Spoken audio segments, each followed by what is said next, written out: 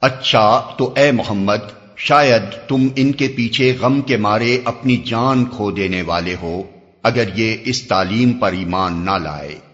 واقعہ یہ ہے کہ یہ جو کچھ سر و سامان بھی زمین پر ہے، اس کو ہم نے زمین کی زینت بنایا ہے تاکہ ان لوگوں کو آزمائیں ان میں کون بہتر عمل کرنے والا ہے۔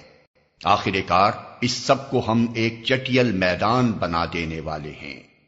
کیا تم سمجھتے ہو کہ غار اور کتبے والے ہماری کوئی بڑی عجیب نشانیوں میں سے تھے؟